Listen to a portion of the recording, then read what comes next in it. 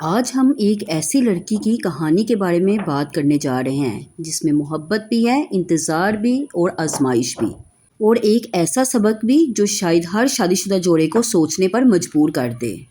Hello everyone, I am Mehak and welcome to my channel. ایک سچی کہانی آپ کو بتانے جا رہی ہوں جو میری دوست کے ساتھ ہوا کہ کیسے ایک عورت نے دوسری عورت کا گھر برباد کیا۔ فاطمہ کی شادی کو 9 سال ہو چکے تھے اور فاطمہ کی زندگی کسی خواب سے کم نہیں تھی۔ فاطمہ کے شوہر حمزہ بہت محنتی اور ذمہ دار انسان تھے۔ اس کے 2 بچے تھے، ایک بیٹی اور ایک بیٹا۔ فاطمہ کا ایک چھوٹا سا گھر تھا، پر اس گھر میں محبت، ہنسی، سکون کی کوئی کمی نہیں تھی۔ فاطمہ مجھے بتایا کرتی تھی کہ وہ اپنے ہسبینڈ کے ساتھ بہت خوش ہے۔ شام کو جب اس کے ہسبینڈ گھر آتے تو وہ بچوں کے لیے کچھ کھانے کے لیے لے آتے، کوئی کھلونا لے آتے اور کبھی آئس کریم لے آتے، اور فاطمہ کے لیے یہ خوشی ہی کافی تھی۔ حمزہ فاطمہ اور بچوں کے ساتھ بہت زیادہ پیار کرتا تھا، لیکن کہتے ہیں نا، کبھی کبھی زندگی ایک ایسا موڑ لے لیتی ہے جس کا انسان نے کبھی سوچا بھی نہیں ہوتا۔ اور پھر آخر کار فاطمہ کے ساتھ بھی ایک دن ایسا ہی ہوا۔ حمزہ نے فاطمہ کو بتایا کہ کمپنی اسے 1 سال کے لیے دوسرے شہر بھیج رہی ہے۔ ترقی کا ایسا موقع تھا کہ ان دونوں نے دل پر پتھر رکھ کر فیصلہ کر لیا اور حمزہ ہنسی خوشی دوسرے شہر چلا گیا۔ شروع کے چند مہینے تو سب ٹھیک رہا۔ حمزہ ہر روز فون کرتا، ویڈیو کال پر بچوں سے بات کرتا اور کہتا بس تھوڑا صبر کر لو، پھر سب پہلے جیسا ہو جائے گا۔ اور فاطمہ بس صبر اور انتظار ہی کرتی رہی۔ مگر ایک دن ایسا آیا کہ آہستہ آہستہ سب کچھ بدلنے لگا۔ حمزہ کے فون آنا کم ہو گئے اور وہ فاطمہ کے ساتھ جو ہنسی مذاق کرتا تھا وہ بھی اس نے کم کر دیا تھا۔ اگر فاطمہ خود کال کرتی تو کہتا کہ میں آج بہت تھکا ہوا ہوں، کل بات کریں گے، اور فاطمہ بیچاری خود کو یہی کہہ کر تسلی دیتی کہ شاید کام کا بہت زیادہ بوجھ ہوگا ان پر۔ پھر آخر کار آہستہ آہستہ حمزہ کے فون آنا ہی بند ہو گئے۔ نہ وہ فاطمہ سے فون پہ بات کرتا اور نہ ہی اب بچوں کی اسے پرواہ تھی۔ چند ہی ہفتوں بعد فاطمہ نے نوٹ کیا کہ حمزہ اب اس کے ساتھ پہلے کی طرح کوئی بھی بات شیئر نہیں کرتا، اور اگر فاطمہ اسے بچوں کی تصویریں بھیجتی تو بس ایک لفظ آتا تھا، اچھا۔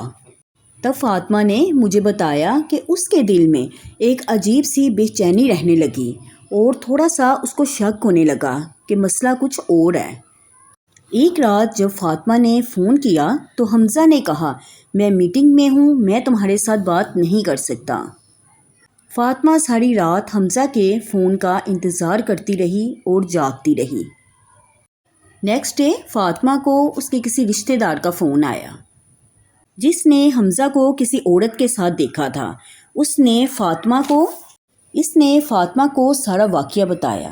فاطمہ کے تو ایسے جیسے پاؤں کے نیچے سے زمین نکل گئی ہو۔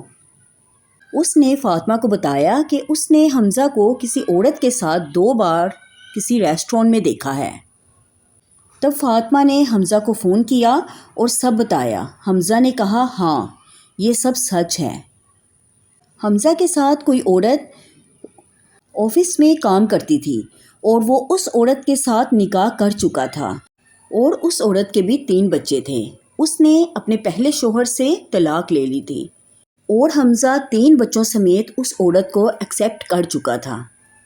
تب اسے نہ اپنی پہلی بیوی کی پرواہ تھی اور نہ ہی اپنے معصوم بچوں کی، اور حمزہ نے اب فاطمہ کو گھر آنے سے انکار کر دیا تھا اور کہا تھا کہ اب میں اس عورت کے ساتھ ہی رہوں گا۔ اور حمزہ نے فاطمہ سے کہا کہ میں اس عورت کے ساتھ بہت خوش ہوں اور مجھے اب فون مت کرنا، اور فاطمہ کی تو ایسے جیسے دنیا ہی ختم ہو گئی تھی۔ تب اس نے سوچا کہ وہ حمزہ سے اب ڈیورس لے گی اور وہ اکیلے ہی زندگی گزار لے گی، اور آخر کار فاطمہ نے حمزہ سے ڈیورس لے لی، اور اب فاطمہ نوکری کر کے اپنے بچوں کو پال رہی تھی۔ پر ایک دفعہ بھی حمزہ کو اپنے بچوں کا خیال نہیں آیا، اور اتنا وہ اب دوسری عورت میں مگن ہو چکا تھا۔ فاطمہ نے میرے گھر آ کر مجھے ساری کہانی بتائی تو بہت دکھ ہوا مجھے اس کی کہانی سن کر کہ آخر کیوں دوسری عورت کو پہلی عورت کا خیال نہیں آتا اور وہ اس کا گھر برباد کر دیتی ہے۔ مرد کی زندگی میں آنے والی دوسری عورت کو یہ بات سمجھنی چاہیے کہ آخر میں بھی ایک عورت ہوں، میرے اندر بھی دل ہے، میں کیوں کسی دوسری عورت کا گھر برباد کرنے لگی ہوں۔ ایک عورت کو دوسری عورت کا احساس ہونا چاہیے کہ آخر وہ بھی ایک انسان ہے۔ اس لیے کہتے ہیں کہ گھر اینٹوں سے نہیں، محبت اور اعتماد سے بنتے ہیں۔